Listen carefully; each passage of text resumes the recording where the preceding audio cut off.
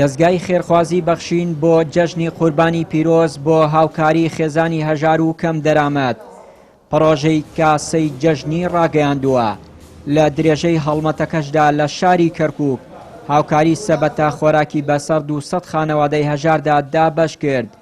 ئەو خێزانە هەژارانە وێڕای دەستخۆشییان لە دەستگای خێرخوازی بەخشین داواشیان کرد خێرخوازان زیاتر هاوکاری دەستگاکە بکەن بۆی بتوانن جەژن بە خۆشی بەڕێوە ببەن.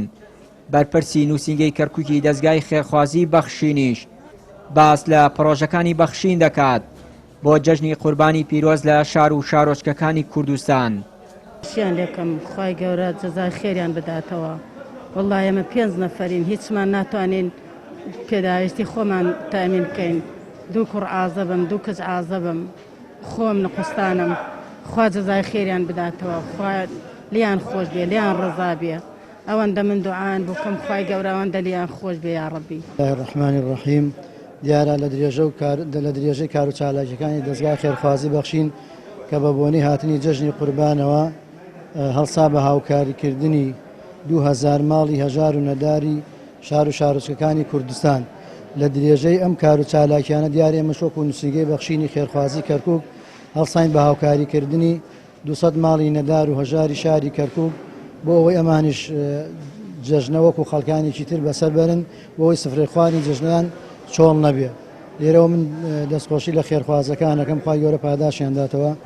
هاوکات و هەر بە بۆنەی جەژنی قوربانی پیرۆز بە هاوکاری نووسینگەی هەندەرانی دەستگای خێرخوازی بەخشین لە چوارچێوەی پڕۆژەکە لە قەزای کەلار 150 خێزانی هەژاری سنوورەکە لەو هاوکاریانە سوودمەند بوون.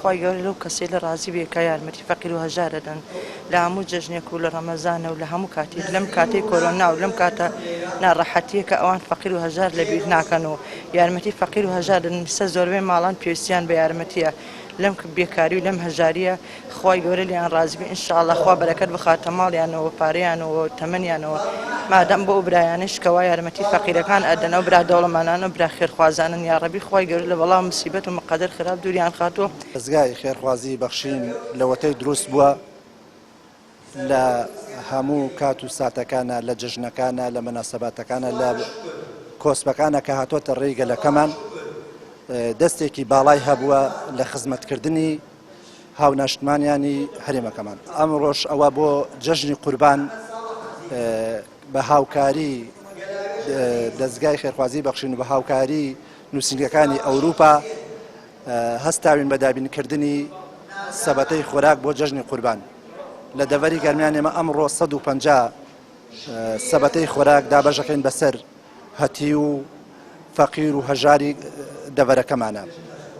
جێی خۆیەتی لێرەوە زۆر دوعای خێر بۆ برایانمان بکەین لە ئەوروپا بەڕاستی دەورێکی باڵایان هەبوو و دەستخۆشی و دوعای خێرمان بۆ مامۆستایانی بەڕێز هەیە لە ئەوروپاکەوە هەندەری ئەو برایانەی بوون بۆ کۆکردنەوەی ئەو هاوکاریانەی کە بگێتە دەستی دەستگای بەخشین و دەستگای بەخشینیش بە ئامانەتەوە لە شار و شارۆچکەکان فەقیر و هەژار و کەم دەرامەتان بەسەرەکاتەوە. باهۆی دۆخی خراپی ئابووری و کەرەنتینە لە مانگی ڕەمەزانی پیرۆز دەستگای خێرخوازی بەخشین هاوکاری سەبەتە خۆراکی گەیاندە 14,000 خێزانی هەژاری شار و شارۆچکەکانی کوردستان. ئێستا لە هەڵمەتی پڕۆژەی کاسەی جەژنیشدا جارێکی دیکە بە هاوکاری خێرخوازان 2000 سەبەتە خۆراک بەسەر هەژاراندا دابەش دەکات. چیانوری کەناڵی ئاسمانی پەیام کەرکووک.